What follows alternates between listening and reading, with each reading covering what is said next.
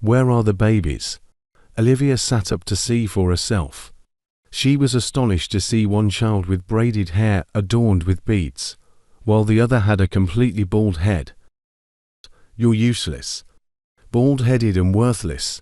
You can't do anything right. How it all began. Pella and Olivia were beautiful and lovely couples in the village of Heike, and the villagers envied them for the kind of deep love they shared.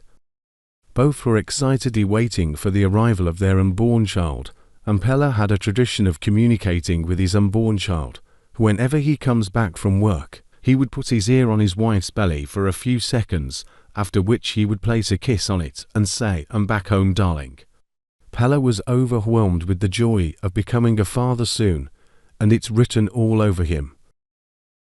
The day of joy finally arrived when Olivia woke up one morning with labor pains. A midwife was quickly summoned, and soon the cries of newborns filled their home. The midwife couldn't hide her fear as she announced to Pella that Olivia had given birth to twins. Rushing in with excitement, Pella wanted to be the first to hold their double blessings, but his joy quickly turned to bewilderment when he saw the children. The excitement of becoming a father vanished as fear gripped his mind. He turned to Olivia, who was still lying on the bed, and asked, "Where are the babies?" Olivia, still very weak and yet to see the children, replied, "I heard them cry. They should be here. I'm so weak. Please ask the midwife." Pella responded, "The midwife has already left, but there are 2 adults in the baby's crib beside you." Olivia's heart sank as she asked, "Where are the adults? Where are my babies?" Pella, trembling, said, "You need to see them yourself. I'm scared. I can't touch them." Mustering her strength, Olivia sat up to see for herself. She was astonished to see one child with braided hair adorned with beads, while the other had a completely bald head. Pella, panic-stricken, said, "We need to throw this one with braided hair away. I'm scared. Is she even human?" Olivia was shocked and quickly responded, "We can't do that. She's still our child, even if she looks different and scary." They stared at each other in deep confusion as their day of joy had turned into a nightmare. Pella left for the kitchen and returned holding a sack bag. "We need to do away with this child right now, or we won't be able to withstand the shame that will come with it. The villagers will mock us," he said. Olivia begged, "Please, Pella, don't throw her away. I promise to keep her away from the public. We can't abandon our child." Pella hesitated, torn between his fear and his love for his family. The decision weighed heavily on both of them as they faced the daunting reality of their children's extraordinary appearances. The thought of the strange look of the baby filled Pella's mind, but he was determined to continue living in peace with his wife. He reasoned, "It wasn't Olivia who put the children in her womb by herself, so why should I blame or mistreat her for it?" With a renewed sense of responsibility, he promised to accept and care for their unusual children. He later named them Annabella and Isabella. The first 4 months of parenting felt like a hide-and-seek game. Pella and Olivia were constantly vigilant, sensitive to the movements of people around them, to keep Annabella, the child with braided hair, away from public view. They meticulously timed their outings and visits, ensuring that no one caught a glimpse of their extraordinary children. Despite the challenges, they began to find a rhythm in their new life. Olivia took extra care to create a nurturing environment for both Annabella and Isabella, while Pella worked hard to provide for his family and protect their secret. Olivia woke up one morning to prepare food for her husband, as he had an early appointment to catch. As she got up from bed, she noticed that Annabella's hairstyle had changed to another braid overnight. Shocked but determined to protect her child, Olivia chose not to mention it to Pella. When Pella returned from work in the evening, he went in to greet the children and immediately noticed Annabella's new hairstyle. Did you change her hairstyle at this tender age? He asked Olivia, puzzled. Olivia, equally baffled, replied, I noticed the change this morning, and was as surprised as you are. Sensing Pella's concern, Olivia quickly added, I think we need to face this fear and accept Annabella the way she is. Pella, still processing, said, So her hairstyle changes by itself. This child is not ordinary. There are so many things going on with her that meet the eye. Both parents agreed to do everything they could to protect Annabella from abuse. Their attention remained focused on Annabella until the twins turned 2 years old. It was then that they discovered Isabella didn't have a single hair on her head. Olivia, surprised, began applying hair cream and treatments, but all proved futile. Confronted with the reality that both their children were mysterious and quite different from others, they realized they needed to embrace their uniqueness. As Annabella and Isabella grew up, Pella and Olivia were always there to shield them from any kind of abuse, teaching them to love themselves for who they were. Pella's mantra for them was, celebrate your uniqueness. You are not like any other, you are unique. This became the guiding principle of their upbringing, instilling confidence and self-acceptance in the girls. As the months passed, Pella and Olivia grew bolder, taking their daughters out more frequently and gradually introducing them to the world.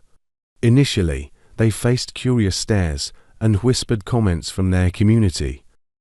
Some parents even cautioned their children not to play with Annabella and Isabella, believing their presence might bring bad luck due to their unusual appearances. Despite the skepticism, Pella and Olivia held their heads high and continued to engage with their community. They walked through the village with pride, showing their love and acceptance for their daughters. Olivia often dressed the girls in beautiful clothes, accentuating Annabella's ever-changing hairstyles and Isabella's unique look, making it clear that they were proud of their children. Slowly, the community's skepticism began to fade, replaced by genuine admiration. People started to notice the beauty in Annabella's braided hair adorned with beads, which changed mysteriously yet wonderfully, and Isabella's unique look. One fateful day, Olivia had a wedding ceremony to attend and had an appointment with her hairdresser to braid her hair and fix her headgear. Seeing her distress, Annabella and Isabella asked their mother what the problem was. Olivia explained her predicament, and Annabella said, "It's quite late to start plaiting now. I would have gone out to get someone else for you, but let me at least comb and arrange your hair." With no other options, Olivia reluctantly agreed. Annabella set to work, and after 30 minutes, she asked her mother to check her hair. Olivia was amazed to see the intricate and beautiful braid Annabella had crafted on her head. "When did you learn to braid like this without telling anyone?" Olivia asked in astonishment. Annabella replied, "I didn't even know I could do this. I've never learned the skill before." She quickly fixed her mom's headgear, and Olivia, now looking stunning and feeling confident, left for the occasion. Olivia's confidence shone throughout the event, and many complimented her on her beautiful hairstyle. At the event, Olivia was specially recognized and honored for looking exceptionally beautiful. Her stunning appearance caught the attention of everyone present. After the ceremony, the mother of the bride approached her and requested an audience. "Tomorrow is the traditional wedding," the bride's mother said. "Can you please ask your makeup artist to handle the makeup, headgear, and the bride's hair? I really want her to look her best." Olivia was dumbfounded and didn't know what to say. Seeing her hesitation, the bride's mother added, "Please, I'm counting on you for this." Olivia took a deep breath and replied, "I'll see what I can do. Let me discuss it with my makeup artist and I'll get back to you shortly." Upon returning home, Olivia told Pella about everything that had happened at the event and how the bride's mother had requested Annabella's services for the next day. "My fear," she said, "is that I don't know if Annabella can handle such a task professionally, since she's just a child." Pella was surprised, but calmly responded, "I'm not so surprised that this is happening. Our children are different from every other, and we should expect things beyond our expectations from them. Call Annabella for me. Let's ask her if she would be bold enough to give it a try. Life itself is a risk. If it comes out well, fine. If not, she do better next time, and the experience will be invaluable." Olivia called Annabella, and she came into the room, her eyes curious and a bit nervous. Pella gently explained the situation to her and asked, "Annabella, do you think you can do this? It's a big responsibility, but we believe in you." Annabella thought for a moment and then nodded. "I'll give it my best shot, Dad. I'm a bit scared, but I want to try." Pella smiled proudly. "That's the spirit, Annabella. Remember, no matter what happens, we're proud of you for trying." Annabella and her mom left for the place at the early hour of the next day, with the mindset of doing it on time in case it won't come out well. It would afford them the opportunity to engage another makeup artist. The bride's mom was disappointed when she sighted Annabella and said, "Madam, I prefer the person that handled your makeup yesterday. She shouldn't have sent her apprentice to me. I really want the best for my daughter at any cost." Olivia was looking confused, not knowing what to say to her. Then Annabella bailed her mom out when she said, "Please, Ma, allow me to handle your daughter's makeup. Just give me a trial, Ma." Her boldness got the bride's attention, and she told her mom to give her a trial. The bride then asked her to come with her to her room. In less than an hour, Annabella asked the bride to check herself in the mirror. The bride couldn't believe what she saw and shouted, "Mother, come and see."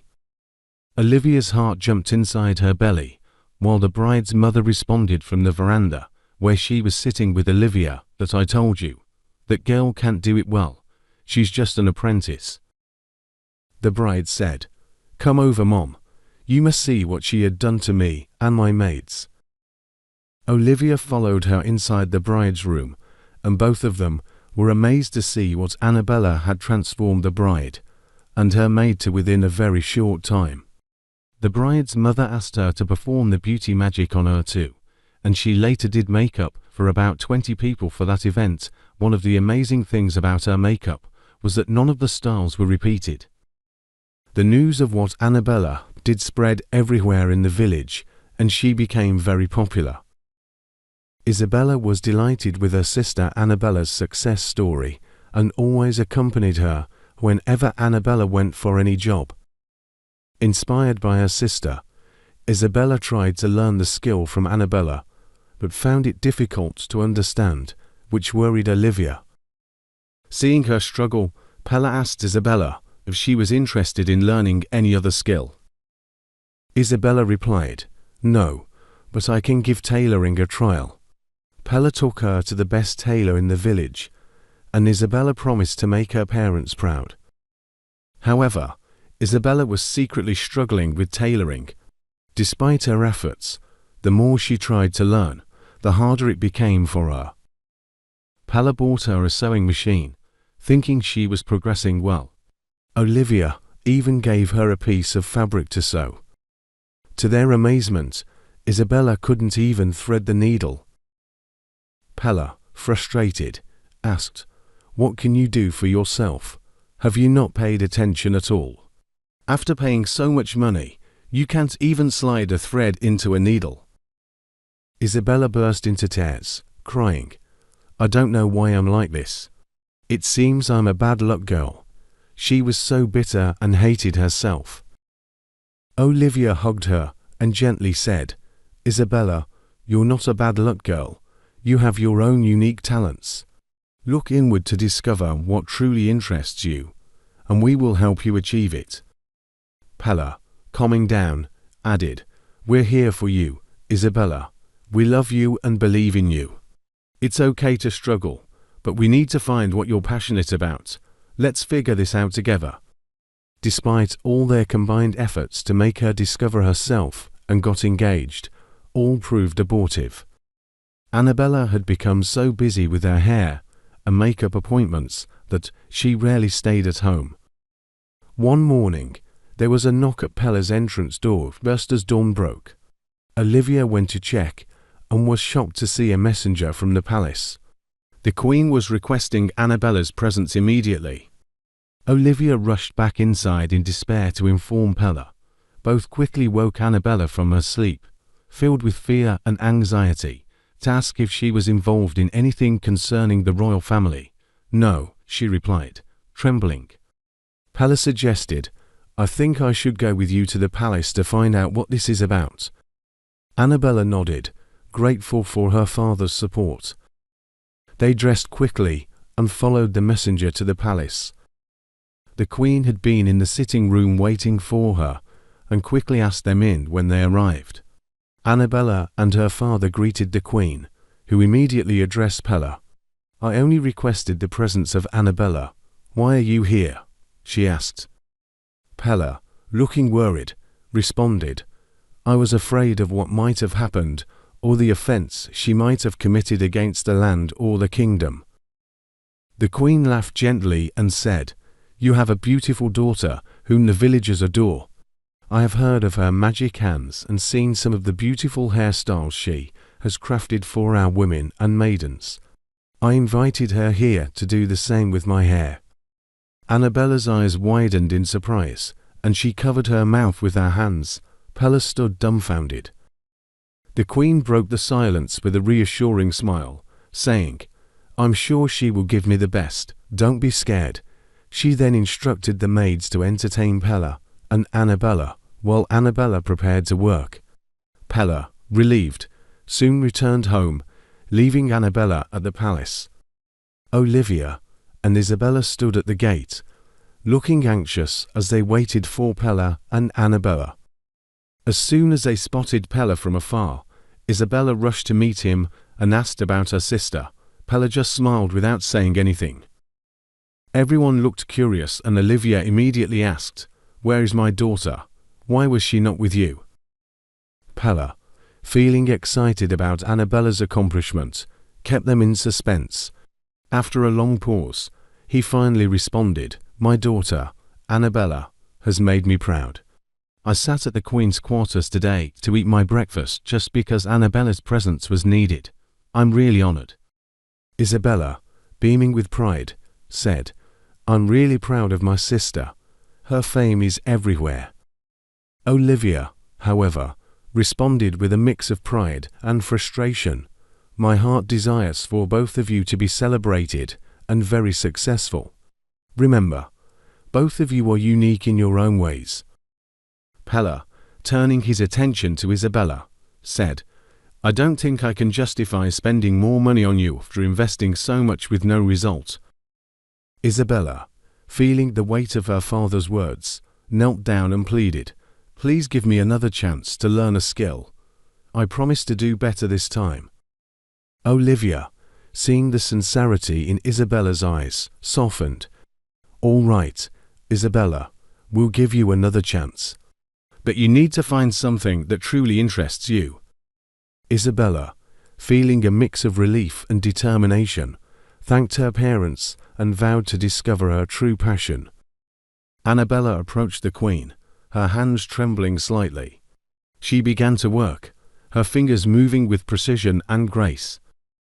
Each twist and turn of the Queen's hair seemed to weave a story of beauty and elegance. The room fell silent as everyone watched in awe. The Queen, feeling the gentle tug of Annabella's skilled hands, closed her eyes and smiled. You have a delicate touch, Annabella. I can tell you are passionate about your craft. Annabella, gaining confidence from the Queen's kind words, continued to work with even greater skill. She carefully braided and adorned the Queen's hair, creating an intricate and regal hairstyle that highlighted the Queen's elegance and grace. When Annabella finished, she stepped back and nervously awaited the Queen's reaction. The queen opened her eyes and gasped in amazement as she looked in the mirror. "This is exquisite, Annabella. You have truly outdone yourself." The queen stood and admired her reflection from different angles, turning to Annabella with genuine admiration. "You have a rare talent, my dear. I am honored to have you craft my hair." Overwhelmed with relief and joy, Annabella smiled brightly. "Thank you, Your Majesty. It is an honor to serve you." Back at home, the news of Annabella's success at the palace spread quickly. The village buzzed with admiration for her talent, and she became even more celebrated in their community. Isabella noticed a growing distance between her and Annabella and tried hard to bridge the gap. One evening, she approached Annabella, demanding to know why she seemed so withdrawn. Annabella, distracted and irritated, brushed her off, saying she was consumed with thoughts of crafting new hairstyles and maintaining her reputation. Isabella, believing her sister, prayed for more wisdom for her.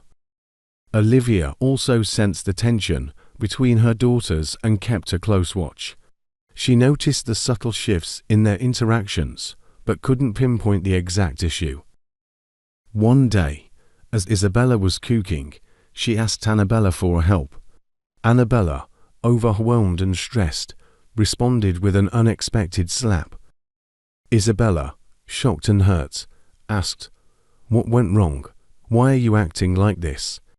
Annabella, eyes blazing with anger, lashed out, "You're useless.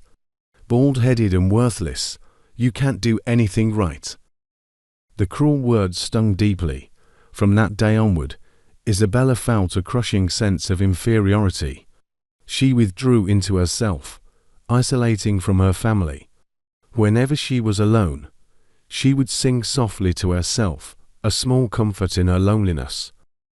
Olivia noticed Isabella's withdrawal and became increasingly concerned. She approached Isabella one evening, gently asking, "Isabella, what's been bothering you? You seem so distant lately." With tears in her eyes, Isabella finally opened up. "It's Annabella. She thinks I'm useless because I can't learn anything. She even hit me and called me names." Olivia, heartbroken by her daughter's confession, hugged Isabella tightly. "You are not useless, Isabella. You have a kind heart and a beautiful soul. We will find something you love and are good at." Meanwhile, Pella also became aware of the tension.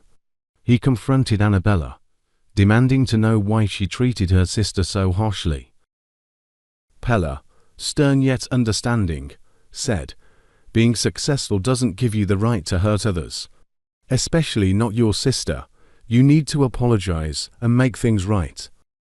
Annabella's negative attitude towards Isabella worsened, despite their parents' intervention.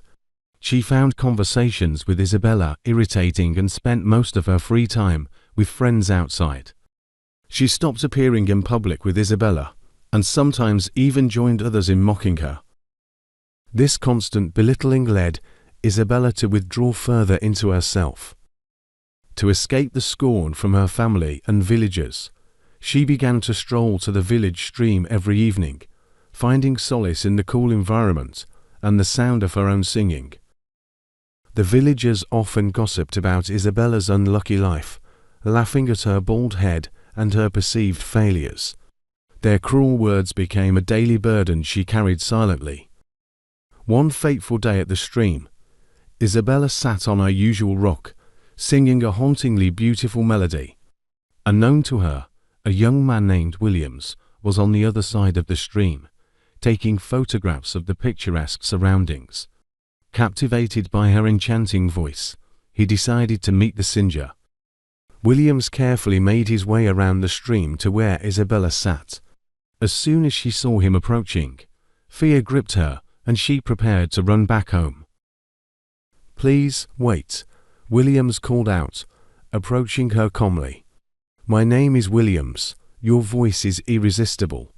May I know your name?"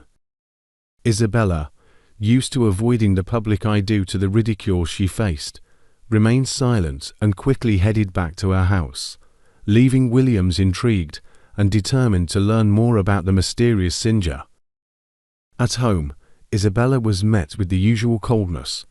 Annabella, now more preoccupied with her social life and friends, barely noticed her sister's comings and goings. Isabella's only solace was her evening trips to the stream, where she continued to sing her heart out. The next evening, Williams returned to the stream, hoping to hear Isabella's voice again. He waited patiently, and when she finally arrived, he stayed hidden, simply listening. Her voice, filled with sorrow and beauty, moved him deeply. After a few days of listening from afar, Williams decided to approach Isabella again. This time, he was more prepared. As she finished her song, he softly clapped, stepping into view. "I couldn't stay away," he said gently. "Your singing is the most beautiful sound I've ever heard. Please, don't be afraid. I just want to talk." Isabella, still wary but curious, stood her ground. "Why do you want to talk to me?" she asked, her voice tinged with both suspicion and hope. "Because your voice is a gift," Williams replied earnestly, "and I think the world deserves to hear it." Isabella, touched by his sincerity, allowed herself to talk a little more. They conversed for a while, and Williams made her understand the uniqueness of her voice. Over the following weeks, Williams continued to meet Isabella by the stream, and begged her to allow him to record her songs, dreaming of sharing her talent with a wider audience. Isabella, slowly but surely, started to believe in herself again, finding strength in her unique voice and the kindness of a newfound friend. Isabella was astonished to hear her own voice singing from the phone that Williams had used to record her song, and for the first time in her life, she felt a profound sense of fulfillment. This new discovery that she had a unique gift capable of making a positive impact filled her heart with joy and transformed her perspective. She became lively and confident, shrugging off any negative reactions directed at her. At home, Annabella, who had always overshadowed Isabella, couldn't help but notice the change in her sister. Despite her continued attempts to belittle Isabella, her sister's happiness remained unshaken. This newfound resilience and joy in Isabella piqued Annabella's curiosity, and she was determined to uncover the secret behind it. One evening, as the family gathered for dinner, Annabella couldn't contain her curiosity any longer. She approached Isabella, her tone laced with both irritation and intrigue. "What is it that makes you so happy these days?" she demanded. "No matter what I say or do, you seem unaffected." Isabella, with a serene smile, replied, "I've discovered something about myself, Annabella. I have a gift, a talent that brings me joy and fulfillment.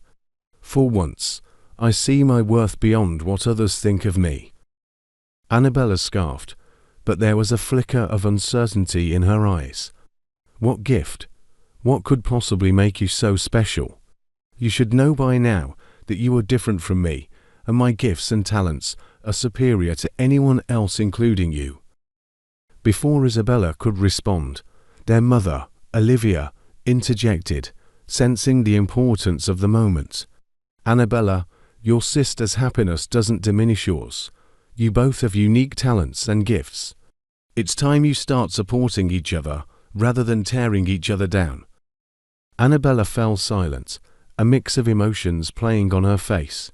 She had always felt superior because of her beauty and skills, but now she's trying to know what made Isabella thought she had something valuable. Later that night, as Isabella was getting ready for bed, Annabella knocked on her door. "Can I come in?" she asked softly. Isabella nodded, surprised by her sister's gentleness. "I want you to tell me what you've discovered about yourself that made you think you are special." Isabella replied with a smile on her face, "Annabella, you need to catch some sleep. You had some appointments to attend to tomorrow. I also want to sleep now." Annabella couldn't sleep throughout the night, her mind racing with thoughts about what could possibly make Isabella so happy. What gifts and talents had she discovered? Determined to find out, Annabella resolved to get to the bottom of it. The next day, Annabella hurried through her appointments, eager to carry out her plan. She lingered around the neighborhood, waiting quietly until Isabella headed to the stream. That day, Isabella's movements were filled with excitement as she exchanged pleasantries with people she had previously avoided. She wasn't bothered by their reactions. She wore a smile as she made her way to the stream. Annabella followed her from a distance, curious and determined. When Isabella reached the stream, she started singing, her voice filling the air with a beautiful melody. A few minutes later, Williams appeared. Isabella greeted him warmly, thanking him for all his efforts. Annabella watched from afar, astonished. Questions raced through her mind. Who was she talking to? Who was this tall, energetic man? What were they doing beside the stream? Isabella's poses for pictures caught Annabella's attention. Why would a handsome man like this be taking photos of my ugly sister, while I, the most beautiful lady in this village, have never had such attention? She wondered. Determined to meet the man in person, she promised herself, he must take pictures of me too, and I must know what he's doing with my sister. As Annabella watched, she saw Williams recording Isabella singing with his phone. She concluded, this person must be from the city. When Annabella returned home, she didn't mention her visit to the stream to Isabella, but her face was etched with envy and jealousy. She approached Isabella with a thinly veiled attempt at concern. You still don't want to answer my question. Knowing your talents would only allow me to help. I'm sure you'll need my help either now or later. Isabella laughed softly, a serene smile on her face. Calm down, Annabella. What will be, will be.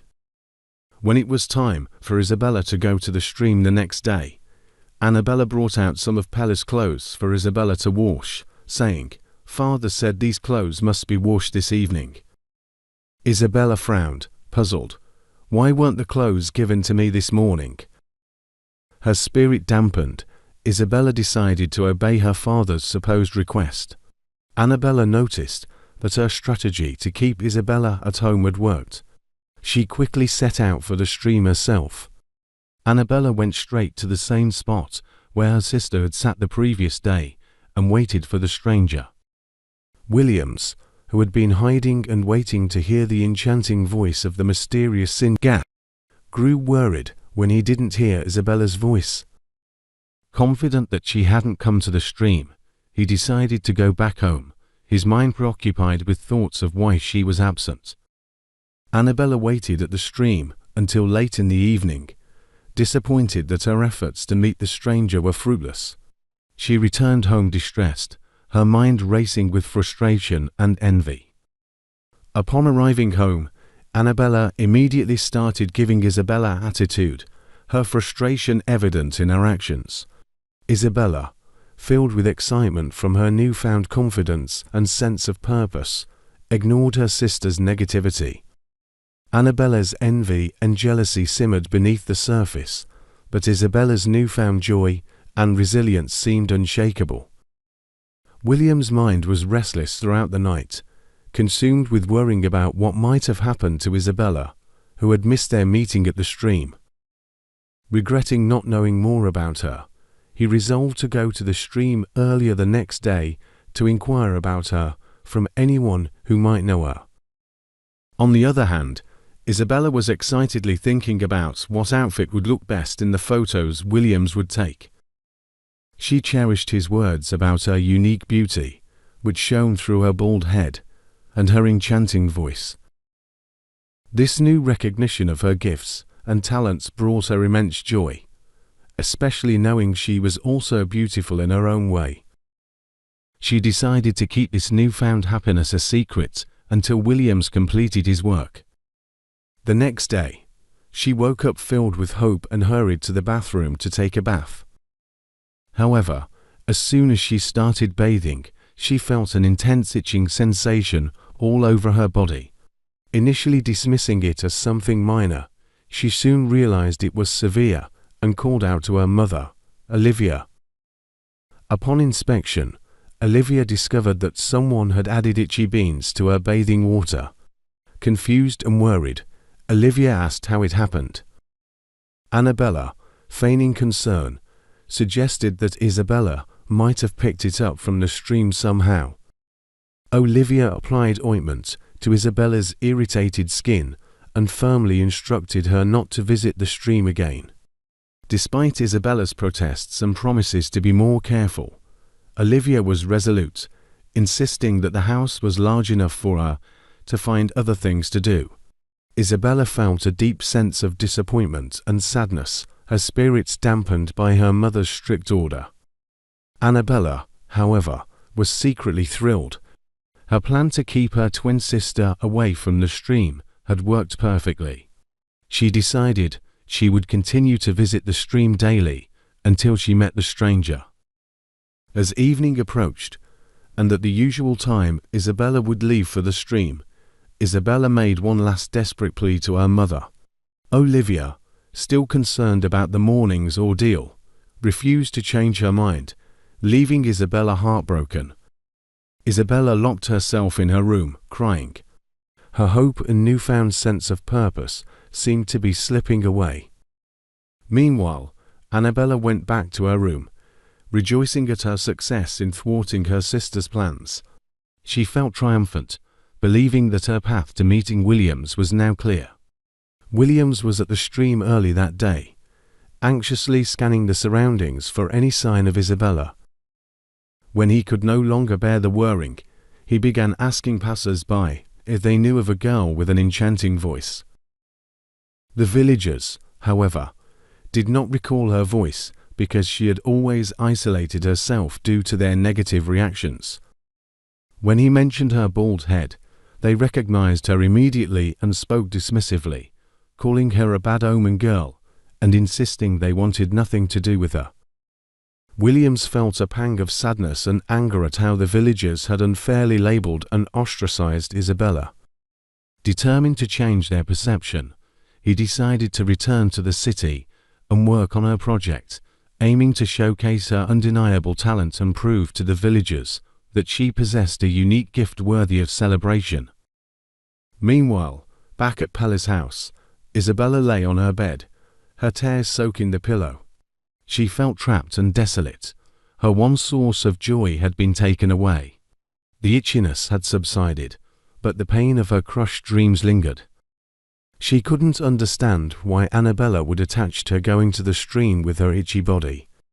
That evening, Annabella dressed meticulously and headed to the stream, eager to encounter Williams. As she arrived and took Isabella's usual spot, she tried to mimic her sister's mannerisms, hoping to catch William's attention. She waited for what felt like hours, but there was no sign of him. Disheartened, she decided to leave, but vowed to return the next day. In the following days, Annabella continued her visits to the stream, each time returning more frustrated and jealous as Williams did not appear. Isabella refused to live her normal life again. She stopped eating and talking to anyone, which deeply worried Pella. Seeking to understand her distress, he requested to speak with her privately. Isabella opened up about her encounter with Williams, sharing how he had recorded her singing and taken her pictures. She expressed her fear that her goals were slipping away due to her absence at the stream and begged Pella to talk to her mother about allowing her to return to the stream to communicate with Williams. Moved by her earnest plea, Pella had a heartfelt conversation with Olivia. Both agreed to allow Isabella to return to the stream, on the condition that one of them would accompany her, since Williams was a stranger. That evening, Pella went with Isabella to the stream and hid nearby while she sang her heart out. To her amazement, Williams didn't show up. They repeated this routine for several days, but Williams never appeared. Eventually, Pella advised Isabella to forget about him. Unable to bear the pain of not seeing Williams anymore, Isabella returned to her moody and isolated self. Annabella, seeing that her sister was once again withdrawn, felt triumphant. Relishing her position as the only recognized special daughter, she displayed her excitement at every opportunity. However, the dynamic at home became more strained. Pella and Olivia, worried about Isabella's well-being, tried to cheer her up, but nothing seemed to work. Isabella's joy had been linked to her newfound sense of purpose, and without Williams to support her dream, she felt lost. Annabella went to plait the Queen's hair on appointment, and as she was about to leave the palace, a tall, handsome, and energetic man walked in, flanked by two policemen who looked like his bodyguards. Annabella was stunned at the sight of the man, knowing full well that she recognized his face. She quickly asked one of the king's maids if they knew the man, but none of them seemed to have seen him before. While she was still standing with the maids, the chief king's servant entered one of the cars that had brought the man from the city, and the driver drove him out of the palace. The king's chief servant led the way to Pella's house. That afternoon, Isabella was sitting by the window, staring out at the horizon, lost in her thoughts. Pella was in the living room, discussing with Olivia the ways they could help their daughter. Suddenly, there was a knock on the door. Pella opened it to find the king's chief servant standing there, flanked by the policeman. "We have come to escort Isabella to the palace immediately," the servant announced, his tone firm but respectful. Pella's heart skipped a beat. "Isabella? But why?" he asked, his voice filled with concern. The chief servant shook his head. "I am not at liberty to disclose the details. The king has requested her presence, and it is imperative that she comes with us at once." Isabella, overhearing the conversation, emerged from her room, her eyes widened in surprise and fear. "The palace? Why do they want me?" she asked, her voice trembling. Olivia stepped forward, placing a comforting hand on her daughter's shoulder. "It's okay, Isabella. Let's trust that this is something good. Go with them. We will be here when you return." With a mix of apprehension and curiosity, Isabella nodded. She quickly changed into a simple yet elegant dress, her mind racing with thoughts of what could possibly await her at the palace.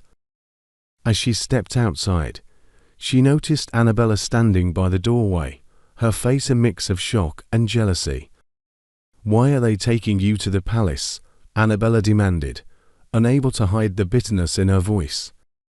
"I don't know," Isabella replied honestly, "but I guess we'll find out soon enough." The king's chief servant led Isabella to the car, and the policeman escorted her inside. As they drove away, Pella and Olivia watched with bated breath, hoping that this unexpected summons would bring a positive turn in their daughter's life. Back inside, Annabella fumed silently, her mind swirling with envy and confusion. She couldn't fathom why Isabella, who she considered less talented and unworthy, was being summoned to the palace. As the car drove towards the palace, Isabella's heart pounded in her chest. She glanced out the window, wondering what this unexpected journey could mean. Isabella was taken to the palace, her heart racing with anticipation and nerves. As she entered the king's chamber, her eyes fell upon Williams, who looked more distinguished and confident than she remembered.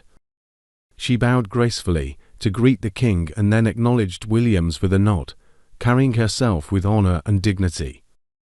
The king, flipping through a glossy magazine in his hand, looked up and said, "Isabella, look at this. Is this you?" He handed her the magazine, and to her astonishment, she saw her own face on every page. Her heart skipped a beat as she responded, "Yes, Your Majesty, it is me." The king nodded approvingly and gestured to Williams. "Play her song," he commanded. Williams quickly set up the system, and soon, Isabella's enchanting voice filled the chamber. As the song played, the king smiled and said, "You have made us proud, Isabella. Because of you, the governor is coming to our village for the first time here to grace the talent show that will be held in 3 market days. After that, you will be relocating to the city as a musician and a model. Williams added, your producer has already sent a car and a driver for you. Isabella, overwhelmed with emotion, fell to her knees and cried, but this time they were tears of joy. The king continued, what the villagers saw as a curse, the city celebrates as a blessing. You are truly special, Isabella. As the king's words sank in, Isabella was filled with an immense sense of pride and happiness. She was then escorted to her new car, a luxurious vehicle with a policeman assigned as her bodyguard. Williams entered his own car, and together, they drove to Pella's house. Pella and Olivia stood outside, their faces etched with curiosity and a hint of fear as they saw 2 cars approaching from afar. Annabella, staying a little distance away, looked on with a mix of jealousy and depression. When the cars arrived, Williams stepped out and explained everything to Isabella's parents. Isabella's talent has brought great honor to this village. She is now a celebrated figure, and the governor himself will come to witness her performance. Pella and Olivia were overjoyed, embracing their daughter with tears of happiness. We always knew you were special, Pella said, his voice choked with emotion. We are so proud of you. Annabella, unable to contain her envy, approached slowly. She tried to mask her feelings with a forced smile. Congratulations, Isabella, she said, her voice tinged with bitterness. It seems you've become quite the star. Isabella, noticing her sister's mixed emotions, reached out and hugged her. Thank you, Annabella. I hope you can share in my happiness. The family celebrated the joyous news together, and Isabella felt a sense of fulfillment she had never known before. The days leading up to the talent show were filled with preparations and excitement. The villagers, who had once shunned her, began to look at her with newfound respect and admiration. The king announced that any youth wishing to participate in the upcoming talent show must register with Isabella, who would coach and choose the ones that would perform on the day. He declared, Isabella will be the one to decide who participates and who does not qualify. Hearing the announcement, Annabella went to meet her sister. Isabella, I am truly sorry for all the wrongs I have done to you. I confess that I tried to stop you from achieving your goals. Isabella responded calmly, I have forgiven you, Annabella. Annabella quickly asked, Can I register for the talent show? Isabella smiled and approved, writing her sister's name as the first on the list. At the dawn of a new day, youths from far and near gathered at Pella's house for registration. The atmosphere was buzzing with excitement and hope. Parents approached Pella and Olivia, pleading to ensure their children were registered for the event. Some brought gifts of fruit and baked goods, hoping to gain favor. Pella and Olivia reassured them that Isabella would give every youth a fair chance. As the registration progressed, Isabella took her role seriously, offering guidance and encouragement to each participant. William stood by her side, providing additional support and advice on performance techniques. He also captured the enthusiasm and energy on his camera, documenting the transformation in the village. Annabella, now genuinely supportive, helped organize the participants and manage the registration process. She watched Isabella interact with the aspiring talents, admiring her sister's poise and kindness. On the day of the talent show, the village square was decorated with vibrant colors and filled with eager spectators. Stalls were set up selling snacks and handmade crafts, creating a festive atmosphere. Musicians played cheerful tunes, adding to the excitement. Isabella, dressed elegantly, sat at the VIP stand beside the governor and the king, her heart swelling with pride. The Queen was excitedly flipping through the magazine as the program was progressing.